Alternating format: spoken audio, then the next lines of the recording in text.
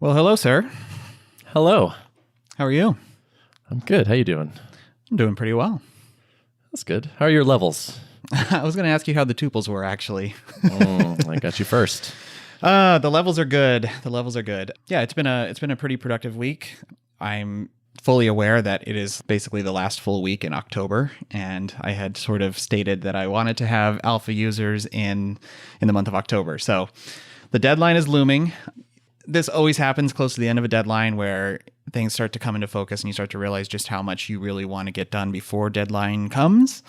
I had a few stressful days this week. Actually, one day in particular, it was kind of uncharacteristically stressful for me, and it's not like had any real reason to be stressed. I was just working on a feature and I expected the feature to take me a couple of hours, and then I went down one path and realized like, oh, this is not the right direction, and I kind of needed to rewind some of my work and then take a different approach. And then that was going to take a few more hours. And then I sort of was coming up against the fact that I'm working in this kind of newer tech stack. And so it's not quite as fast as it would be if I were, I was just envisioning building the same feature in Rails with my old stack that I'm accustomed to. And so that was frustrating. And so by the end of the day, I was in a terrible mood. Even the prospect of like going to cook dinner just felt like daunting and like way too much mental, work to even do that task that I normally really enjoy. And so I sort of had to talk myself off that edge a little bit and try to figure out like what's going on, like why am I so stressed? And I think it's partly the deadline, partly just frustration at this point in the project and still not having revenue and all the things kind of compounding together. But I did have a good following day. Like I kind of reset, I relaxed that evening, and then I got up the next morning, got up at a decent hour, and I like took care of a bunch of chores just around the house that needed to happen. Like I cleaned up the dishes and did a few other things, clean up my desk. Just doing those few little things kind of reset my perspective on the day, and I just had a completely different mindset. Realizing how fragile our human psychology is and how we can nudge it in these little ways. And it's just crazy that we can do that, You're kicking off all these ideas I have for things to talk about. So did you successfully kind of talk yourself off the ledge in the evening? Like, did you have some relaxation techniques that worked for you? Yeah, it just happened gradually. Like I'm normally able to kind of will myself out of like work mode. And usually once I can get my mind off of tasks and kind of flip over into like, whether it's like taking a walk or watching a TV show or doing something like that, I had a noticeably harder time on that particularly bad day, like snapping myself out of it. But I just sort of, I guess, powered through it. And eventually I like forgot about work for a long enough period of time where I was able to kind of stabilize, I guess. I don't know. Gotcha. Did you get any exercise that day? Good question. No, I don't think I did. And that's probably would have helped, honestly. Yeah. How was your sleep that night before too? I'm curious. Do you remember? I'm pretty sure that I didn't get as much sleep as I would have wanted, because the only reason I know that is because I was trying this week to set my alarm earlier and make sure I got up at a reasonable time so I could get right to work and keep, powering through my task list. And I did struggle. Like I went to bed too late a couple of days. And so I definitely like pushed it a little bit on quantity of sleep too. So I'm sure that was a factor, Yeah, probably. I mean, those are my triggers for sure. Yeah. That was the first thing I was thinking of. It's like, what might have gone into this? What were the ingredients to this? Because it may have been the breaking point, or like the eventual trigger was you can't get this feature shipped and it's super frustrating. But that then like spiraled into, what am I doing with my life? How am I ever going to ship this product? I'm not making any revenue, all this stuff. And I feel like for me, when I find my brain doing that, it's usually because I've neglected some other self-care kind of things. There's actually a podcast episode from back in Giant Robots days that I think I recorded with Chris Toomey, and the title is something like "Productivity Starts with a Haircut." Oh yeah, I remember that one. Yeah. Yeah. And so I was talking about how like when the little things in my personal life don't feel under control, it's way harder for me to be productive at work. And so something as small as like, I need a damn haircut and I can't get in there and I'm annoyed with how I look right now and it sucks. And like, it just totally spirals and these things affect each other so much. Yeah. I think there's something like I tweeted about this and a couple of people chimed in and they were like, yeah, this was like some practice they did in the army or something where you would get up and like make your bed every day. And like that just kind of like set your day off on the right foot. And I don't know, I'm one who can tend to get almost too one-track minded about whatever work I have for that day, where like I will tell myself, like, I don't even have time to, spend more than 5 minutes making breakfast. Like, I just need to like be really fast at this thing so that I can get right to work. That's like a tendency that I kind of need to try to push back against a little bit, where it's like spending the, half an hour to 45 minutes it took to do all the dishes, clean up my desk, get clutter away from my line of sight. Like, just doing those things, that was time totally well spent because it had such an outsized impact on the rest of my day. So totally. Yeah. Everything is interconnected, it feels like, at least to me, where when I have a bad work productivity day, my evening usually suffers. Like it puts me off my mood for a little while. Like what happened with you, where it usually resets the next day. Like I have another chance at it, which is nice. So sometimes I'm just like, I just got to go to bed early tonight and like get up and try to hit it again tomorrow.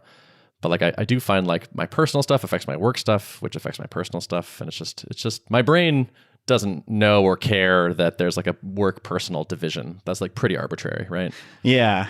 It's like my brain will betray me sometimes because I'm like, this is what I love to do, is like writing code and solving problems. But sometimes if I'm working on like a really tricky problem, like if I was just purely in an isolated engineering environment where my sole responsibility is just to come up with creative engineering solutions, then I think I would enjoy it more. But I also have the pressure of like, I can't be spending a whole day on this feature. I've got 50 other things I need to do, in the next 5 days. So this thing that's a problem I would normally enjoy, like working through and coming up with some really elegant solution, I just want to get this done, and that's where I start being tempted to really cut corners. Then that makes me feel guilty if I'm going to cut too many corners and skip the tests. And so I'm always in like this battle with myself, I guess. Yeah, totally. I think we're going to be in the trenches for a while. I think these battles will occur regularly. I'm glad we're talking about them because it seems so much like this is, there's just so much of a mental game here where it's not just like, oh, like, can you build a product? Can you talk to customers? It's like, can you stay sane while you try to do all these things? I think there's maybe a blog post that I'm going to write this week that kind of summarizes things that I've picked up along the way, like the doing a few small things in the morning. And another big one for me has been like leaving some achievable task not quite finished at the end of the day so I can pick up on that the next day. That's one that a lot of people talk about. And I think there's probably 4 or 5 other things I could probably come up with that I've encountered before. And I think it'd be nice to have these in one list so I can kind of try to hit as many of them as possible. Totally. One thing that I have started that hasn't really been useful yet, but I'm hoping, or maybe it'll work, is just like a list of things that make me happy. And they're screenshots of text messages that were great and like just other things I like and just like good news basically, where it's like, okay, I'm feeling crappy. I need something. I also have like a label in Gmail that's just like people saying nice things. People are super cool and will sometimes just email me and be like, hey, like, I just want you to know, like, I got a lot of value from whatever. And like, that's such a cool note to get. And it's like, it's a nice feeling of happiness and all that. But then it goes into the archive basically after I thank them. And so like knowing I can just pull those up again and be like, oh yeah, look at this. Like things are okay is useful, I think. I think so, especially because we're in a world right now where it's like just the news cycle and everything is just so negative all the time. And like, it's easy to get kind of sucked into the vortex of feeling negative, especially if you're stressed, and when are we not have a low latency of stress, I unfollowed a good number of people recently on Twitter, not because I don't like them, but because they tend to tweet bad news basically. And I'm like, yep, I know that there are things in the world that are not so good, but I want to opt into this. Like when I'm like ready and in a good place to read about this kind of thing. Like it was just getting to be too much. Whereas like sometimes I would pop open Twitter randomly and then like 40 seconds later, I'm pissed about something. And I was just like, this sucks. I can't keep feeding this to my brain. I need to stay up with what's happening, but I want to do that on a polling basis and not like on a push basis. Like, yes, like no one has the right to push bad news in front of my face. I will pull for that as needed. Yep. Yeah. That's good. Yep. How have you felt like today? How was today?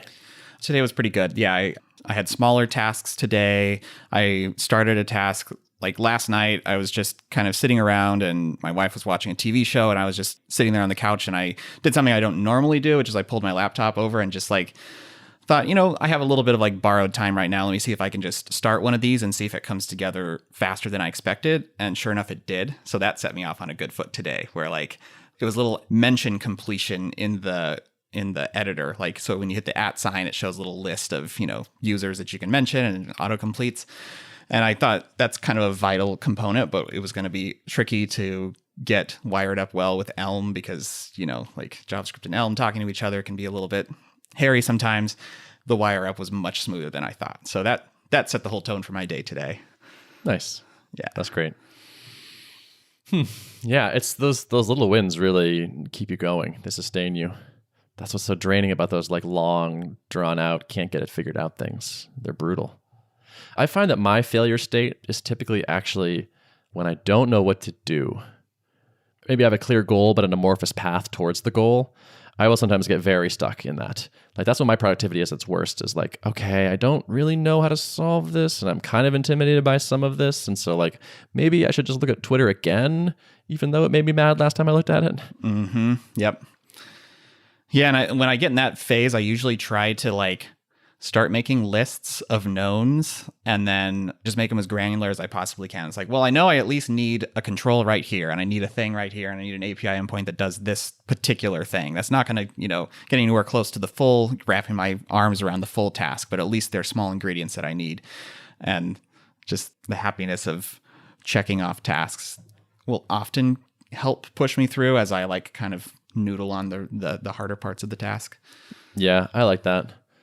Even just like getting something in writing seems to help. It usually makes it seem less intimidating or whatnot. Like that's one reason I like journaling when I have something that's like upsetting me in particular, is like often just writing it down makes it a little bit less intense. Yeah. And all these coping strategies. I know, right? It's just like, it's therapy sessions, like a therapy mastermind and crazy brain coping strategies. Yep. And sorry, listeners, if you're tired of hearing us talk about this same topic over and over again, but if you're in this space, like it's so ever present. Yeah. Yeah. So I can give a short update. Cool. Yeah. Things are going well. We just did a retro today because one of us is going away for the weekend, and so our spirits are pretty good. The marketing has been going really well. When I wasn't focusing on marketing, we were adding 30 people to the email list or something a week. And this last week was like 120. Some of that stuff has been paying off. That feels really good. So marketing is starting to come together. I mean, it's a super long process, but just like it's, that's nice to see. I emailed the pairing guide subscribers today and being like, here's what's new. And it was like a bunch of stuff. I was like, oh, there's 3 new articles and 2 videos and some audio. And I added a study to this thing. And so it was nice to have some stuff to report there. Yeah, it's good to have an excuse to stay on people's radar, right? Totally. Yeah. So I have I'm tagged some people that have explicitly requested pairing guide updates. My plan is to just email those people more frequently, but so I didn't email the full tuple list, but I do plan on doing that in probably a week or 2. I want to have like a tuple update and then a pairing guide update to go together. So it's not like, why am I getting all these pairing guide things if they're not interested in that particular? Yeah, I actually have a related question for you if I can interject real quick. So I have the handle reservation list, which is like 5,200 people-ish right now. And so, but there's a few challenges with this list. One, that it's not deduped. So a lot of people have reserved multiple handles and used like the + trick to generate, multiple Gmail addresses. So when I send to this list, there's going to have to be some like way for me to say like, okay, you probably got this multiple times in your inbox, because I don't think there's a good way I could try to dedupe it myself and search for + and remove them and kind of like do that. Or I could just email the whole list and say like, click this button to basically opt back in with the email address you want to receive updates from or something like that. But I know that I would lose a chunk of those for like opting into emails. But that may not be a bad thing, because I also don't want to necessarily assume that this whole list wants to be getting like regular updates from me. They may just want to get like a notice when the product is ready. Like, I've reserved my handle, now let me know when I can use it, That sounds a little dangerous to only email them then. Well, yeah, I wouldn't just do like one email, but the question is, would I start like priming those people again once it's closer to like a product they can get their hands on, or should I start putting them onto the list where I'm like kind of doing regular like developer-y type of updates? You know what I mean? Or should I try to get opt-in from them on that? Yeah, like, did you set expectations of that when they signed up? All I said on it's like, I'm going to look at the form right now. I said, I will send out periodic updates to keep you in the loop. That was my little I mean, sounds like you could probably send them periodic updates then. Like if you hit them once a month, that doesn't sound like too crazy to me. Yeah, that's true. And right now, I haven't emailed the list in too long. Like I need to get back on that. And so I've been kind of thinking about like, I've been journaling a bunch and there's stuff I can definitely talk to the list about. But now I need to kind of re-engage them and re-warm it up a little bit. And so I'm just it's been on my mind of like, how do I get these people engaged without overdoing it and getting, feeling like I'm sending them more email than they wanted to. And because I don't want people to fully opt out. I want to be able to let them know when the product launches. Like I don't want them to be unsubscribed, too many to be unsubscribed by the point that I'm actually like ready to introduce the product to the world. Yeah. So going back to the deduping thing, if it were me, I think I would want you to dedupe it for me. And it seems like that shouldn't be too tricky. Yeah. I mean, really, it's just like look for a plus sign, and anything on the left-hand side of the plus sign is the canonical, I think. Right. And so if someone has multiple, just pick one. You'll have some people that would do like Ben plus level at whatever. And so I would want to get email there. But if I had Ben plus level 2 plus 3 plus 4, I'm not going to want 4 copies for sure. I think it would be nice to your users to just have you be savvy enough to realize they don't want that. So maybe I'll do that for the marketing, to get them onto the marketing email database, but then still keep obviously like all the handle reservations where I have a mapping of email to handles. And when I'm actually ready to like let people claim their handle, then send an email to each copy and say like, here is your special magic link to claim this handle or something like that, Sure. Yeah, that sounds reasonable. Yeah. So when I went to email the Tuple launch list, I hadn't contacted them in a little bit. And so my first sentence after like, hey, was, you're getting this email because you signed up at this thing for Tuple, which is a remote pair programming tool. And somebody explicitly replied and said, thank you for reminding me what your thing is. I constantly get emails from people and I have no idea why I signed up or what it is. And like this person explicitly called it out. So consider that. Totally. Yeah, I've been in that camp before where like I end up on these startup email lists and then I'm like, what does your thing even do? Yeah. Right. And so that's clearly like they clearly kind of oopsed it there, right? Like if they had been emailing you a little bit more frequently, you would have been able to recall, hopefully. But if you have dropped the ball like I have, it's yeah, like we have, I guess, then I think it's worth just like, oh, by the way, like, this is what this is. And a link to the site, but also like a one sentence. This is the thing. Remember the thing. I think that was useful. The other thing is, so you're talking about the handle reservation triggered this thing. Reminded me of a thing. So we talked about this idea, and I haven't really thought this through very much. I have no idea this is a terrible idea, but it would kind of address one thing you're seeing, which is we were toying with the idea of opening up handle reservations, but making it cost a little something. Interesting. Yeah. It would solve your problem, which is or solve-ish your problem. Whereas like people wouldn't reserve 10 handles if it cost a little bit of money. It shows a lot of intent, gets credit cards in the Stripe database that could later be charged. I'm almost positive we would do something like, and if you sign up for Tuple, then this gets rolled into your first month's whatever. How does that strike you on first hearing? I think that could be really interesting. I've thought along the same lines of like, would that be enough of an incentive for people to do it, or what I need, like, is just the handle enough, or do I need more incentive to get a little bit of money, like priority in line for, when rolling launches begin or something like that, which is something you could also add in.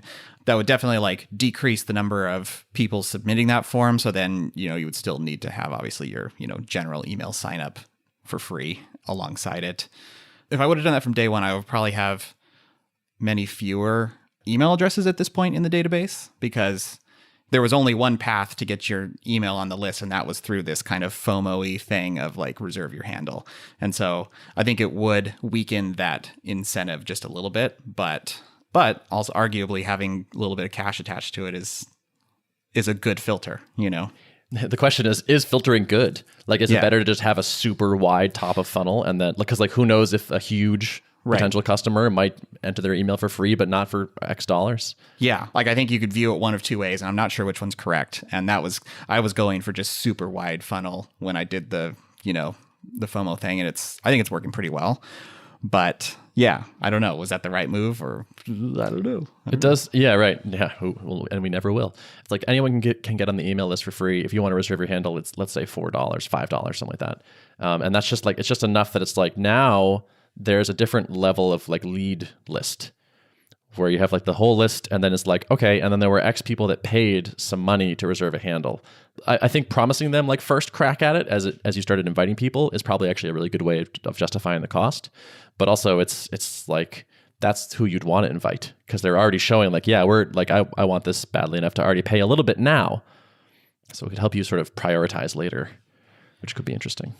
Yeah. And I also think it could be interesting to, since I haven't been asking for money on that form, if I were to keep it the way it is right now, I'm trying to think of what's the next step I could do to get kind of that same indicator of seriousness. Like, could I sell, just open up like early access to the beta program and you have to pay a little bit of money to get that. And it could be worth testing, because if it doesn't work out, then no harm, no foul. If not a lot of people buy it, doesn't really change my course of action. I'm going to continue beta and then eventual launch. But if it does happen to bring in a bunch of money, that could just be a good like indicator of who's serious. So yep, something I'm thinking about.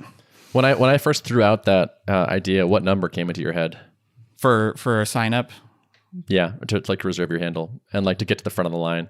You could even put a better name on it. Like if you called it like the early supporter club or something. Like if you made it sound like a thing as opposed to you're paying to reserve your handle, it's like you're paying to join a group and the group has these benefits. Yeah. First time that popped in my head was like $10 or maybe just under $10, $9 or something like that. Yeah. Yeah. Okay. I wouldn't expect it to generate that much revenue, honestly. Like I think the revenue will be like, okay, sure, like $300 or whatever is like fine. Even $1,000, like great, but like still, this is not. It's not like needle moving. It's more of the symbolic, like this person was serious enough to transfer money. Also, I think if you say like, oh, and by the way, when you pay this goes towards your first month of Tuple. It's like now I think it's almost like it's kind of like a backdoor commitment type mechanism where it's like people want to be consistent with their previous actions. So they're like, well, I already paid $10 to make sure that I could get in here and get some, I know I'm getting $10 off the first month. So now that I'm able to get the first month, I guess I should just finish this thing up because I know I have it now. So yeah, that's a powerful psychology thing too, right? Is getting people want to be consistent with their previous commitments. I don't know. Yeah. I do kind of foresee a little bit of like people being like, you're effing crazy kind of thing. But that might just be like, maybe who cares? Also, it probably just means I'm positioning it wrong or pitching it wrong. I do think it's like, if you just said like, it's $10 to reserve your handle, and they're like, on a thing that doesn't exist, like, what are you talking about? But if it was like to join the early Tuple supporter club or something, feels a lot better. It's sort of like an ad hoc kind of crowdfunding model in a sense where you're exactly. like, you're not selling a good to them, that doesn't yet exist because that feels sketchy, but you're just, it's sort of a token. Like it's being known that this is a token contribution. Right. You're supporting it. Yep. And like we'll spend that on groceries to make lunches while we develop this thing. Exactly. Well, if you do that, you should have a picture of your lunch that you made with the Totally. That can be one of the benefits is we'll send you pictures of our food. Yes.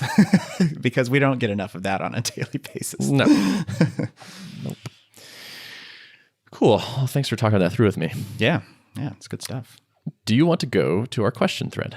Sure. Yeah, so I just decided randomly, I was feeling like this was a thinner update week for me, so I posed the question on Twitter, and we got 10 folks so far who've just tossed various questions at us. And so I figured we could pull, we're doing pretty good on time. We could pull like one or two today and then keep drawing from this bucket.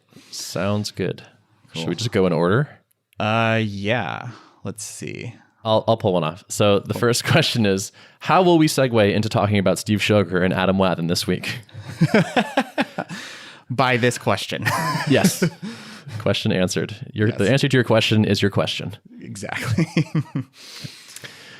All right, next. Do you want to do this drip one? I feel like this should be you. Sure, yeah. So Sam Selikoff asks, when working on drip, when did you and Rob start doing quote unquote sales and or hire a sales team, at what stage do you expect this to happen with Level?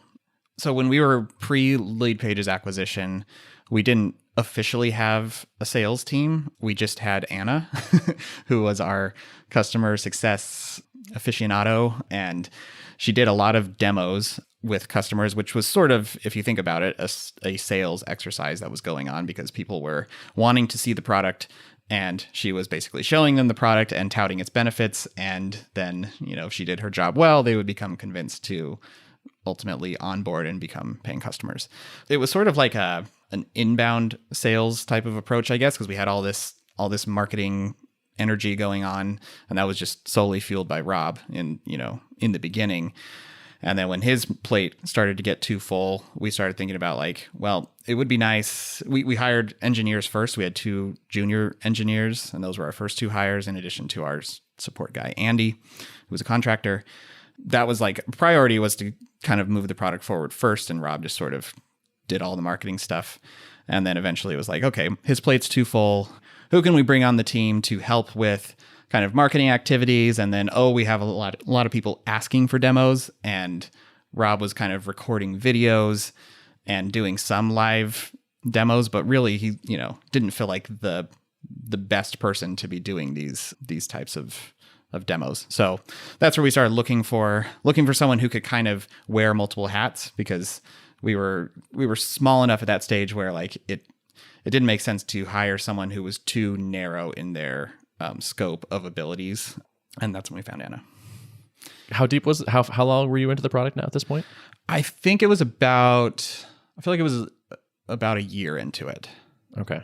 Yeah. I remember when you guys were getting started, you were manually onboarding people, right, in small batches, it seemed like. Yes, we did. We started with the rolling launch.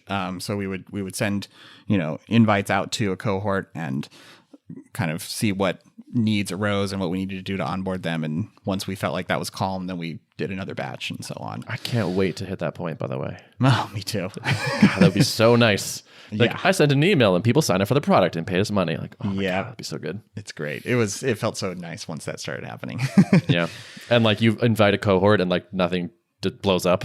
Yep. They figured out how to use it. They're having success. It doesn't break. I'm excited. Totally. Okay, so about a year in, you were Rob had a little bit too much inbound on top of the other stuff, and so you started looking for someone who could do sales and other things. Yes. Yep. So I think she wrote some content, did some content marketing. If I recall, there was strong demand for demos. Drip was becoming a more complex product, so people would sign up and not fully get it right away, and they knew enough to know the potential of what it could do. And we did have, at that point, a lot of kind of early adopter types who were very technical, but we started to get, as the product got more mature in the market, we started to get more and more people who were I want this power, I recognize the power, I don't know what to do with it, I need someone to just show me. That's kind of still easier sales than true sales, where you're either going out and prospecting for people and trying to show it to them and convince them cold, or even just kind of in between, where I don't know, someone's really skeptical about whether your product's going to work, and sell it to me. And so we didn't really start doing that kind of sales until after acquisition. There was I think maybe 2 salespeople in-house at Lead Pages, and so they experimented with kind of doing just 2. Yeah. And now the sales team is a bit larger. I know that organization is still kind of in its early stages, but growing. And I think, now that the product is even more mature, there's even more demand among larger enterprises. And when you're selling to larger companies, you kind of need, salespeople to shepherd the process. Well, so Sam asked, what stage do you expect this to happen with Level? Yeah. That's a good question. I don't know. At this point, it's not in my near-term horizon.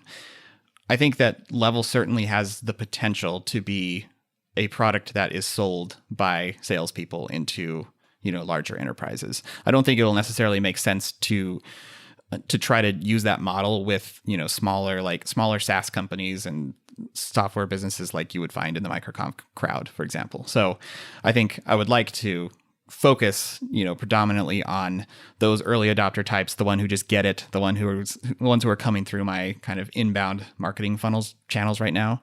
I think that's probably the cheapest and wisest place to focus early on. But I do think there probably will come a day when it would make sense to kind of state the case to larger enterprises.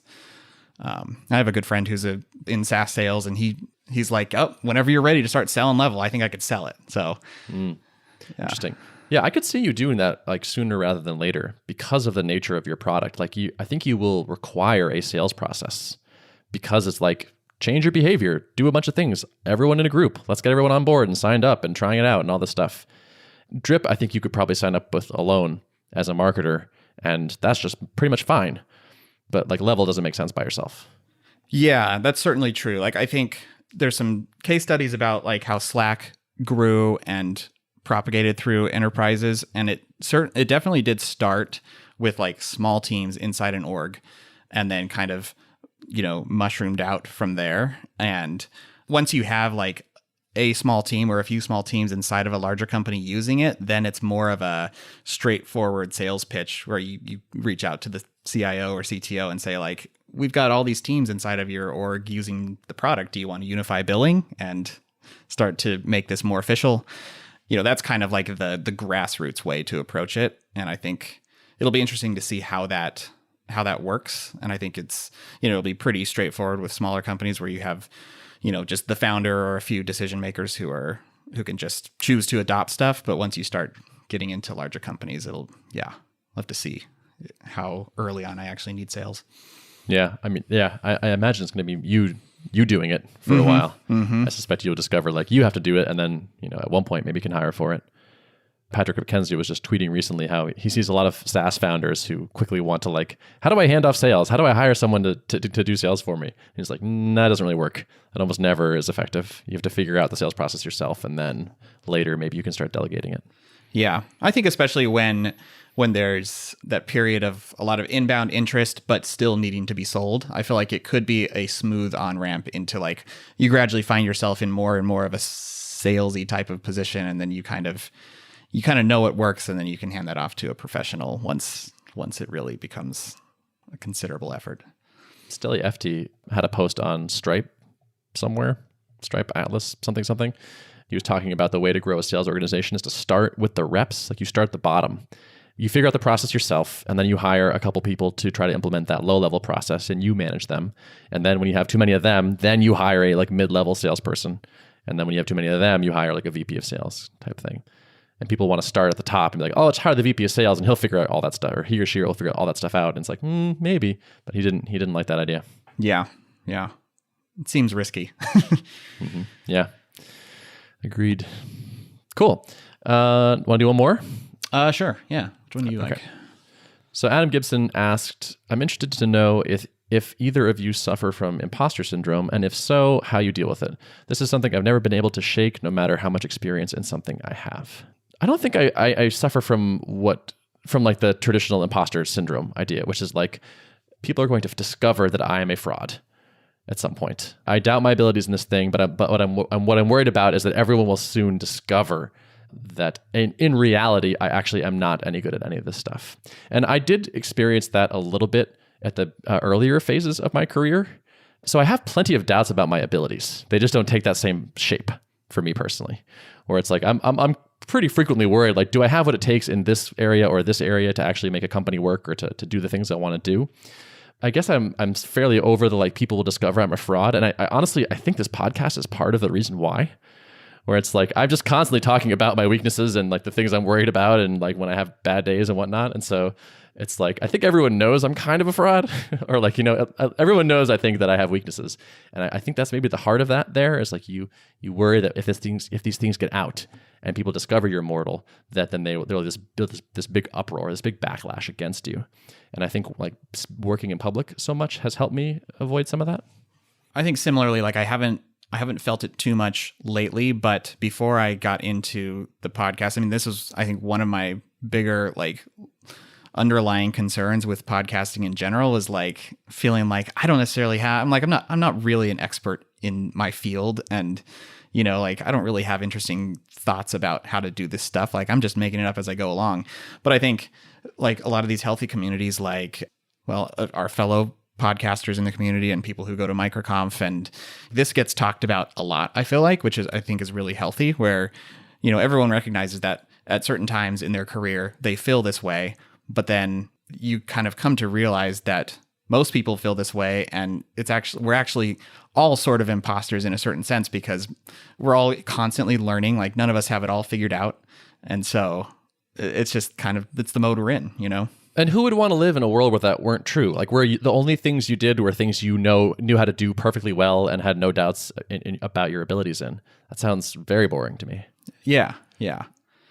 And so I think like one of the things that's helped me just cope with those types of feelings in general is just when I start to doubt myself and want to just say no to something that puts me outside my comfort zone, I just try to proactively like just do it, you know? And that's like ultimately it worked out well with this podcast. It's worked out well with like rowing. Like, I had concerns about like, is this like me? Like, I don't identify myself as like an athlete. Like, I didn't really play sports in high school. So like, this is a sport. Do I do sport? But like, I just pushed through it, and like, sure enough, I was like pretty good at it. And putting yourself into these like hard situations and then overcoming things you feared is like a really great way to just keep growing. So yep. Yeah. Agreed. So Adam, I would say if this is a persistent thing, like you say, I've never been able to shake it no matter how much experience I have. That sounds like there's probably some other underlying stuff going on.